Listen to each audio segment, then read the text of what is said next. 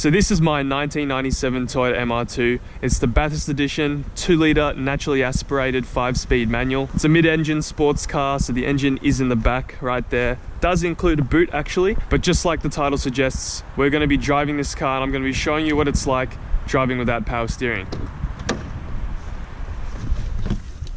So my MR2 does not actually have power steering, and it's not that much of an issue. Some people think it's a massive issue for some reason. People like that have usually never been in a car without power steering, or they're just extremely weak and can't move the wheel. Maybe I can understand if you have like a really big sedan or something like that. This is obviously a small, I think 1.1 ton car. I don't find it to be much of an issue, just when I'm trying to park, which I'll show you soon, and pretty much when I'm just stationary, I guess. Let's get going. Alright, so we'll just take this corner, and as you can see, it is not much of an issue at all. We'll just give it a little quick launch here onto the highway because I'm just going to cross it.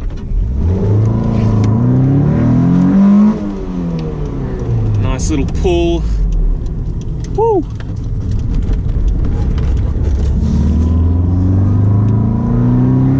Alright, so I'm just on the highway now, and right off the bat you can tell that there is really no difference when you're driving straight. Obviously, like if you've got little rivets in the road, you'll be able to feel it with the steering a lot more. But doing things like simple lane changes, you know, I cannot tell the difference between having power steering and not having power steering. It's nice and easy. So we're just gonna hop off the highway now because as you can see, there is not much difference between having power steering and not having power steering when you're doing simple things like lane changing on a highway. But yeah, I'll show you some scenarios where it does become a little bit of a challenge because you do have to put quite a little bit of into it when you're in a stationary position or parking. But like I said, it is really not that much of an issue. Just turn this corner now. Oh yeah. Get full feedback, full feedback. This Golf R, yeah, there's no chance of keeping up with this Golf R, but you know what, may as well try. Let's head off to a car park and I'll show you a scenario where it's a little bit of a bitch. So I just wanted to show you one of the biggest problems without having power steering. So we're just heading in towards a car park right now, and we're just gonna try it. Do a simple reverse park. I'll probably just go around. Try to find a really difficult one. But you can see going around the car park, it's not too bad while I'm moving. It's pretty easy to move the wheel. Let's try give this one a go. All right, I'm gonna turn it. Get it like that. Put it in reverse. And this is where it gets hard. Gotta slowly move it. Turn back.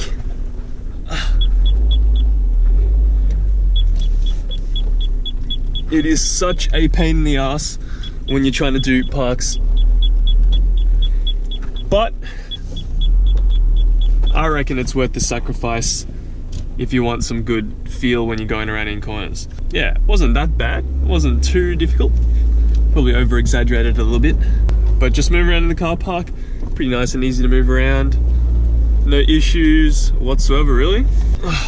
I would definitely suggest if you're trying to do like a parallel park without power steering, probably just don't, because trying to get into a parallel park when you got, you know, people waiting behind you is a big struggle, especially without power steering.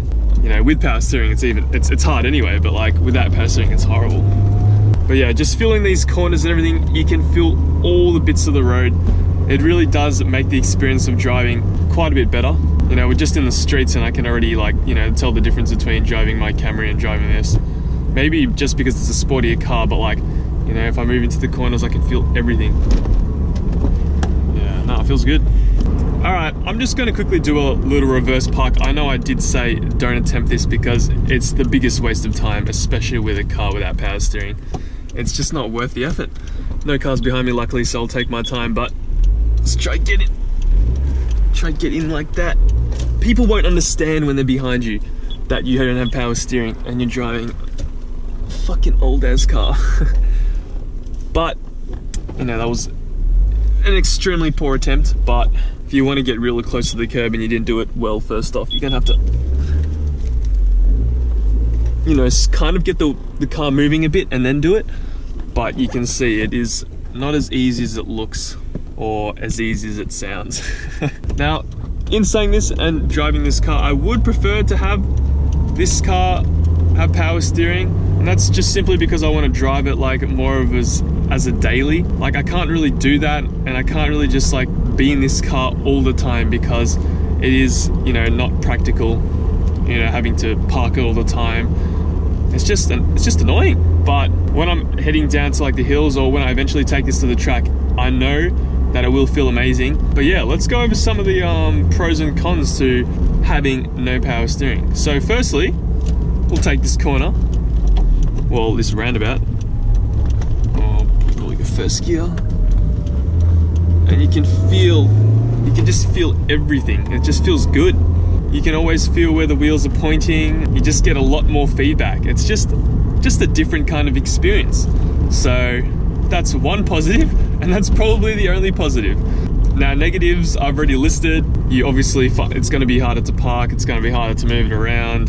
But, you know, it is what it is. But my main aim is like trying to not deter people from buying cars if they don't have power steering, especially if they're a small car, because it really isn't that much of a problem. You can see that I'm just driving around like a pretty, you know, populated area without a single problem at all.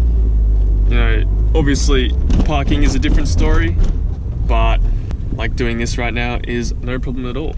Alright, so that pretty much concludes the video. I hope you understand that having no power steering isn't really that much of an issue. Just maybe a little bit, but it's not too bad. We'll finish off the video with some pulls. A little bit of a bridge. Oh yeah, oh yeah, oh yeah.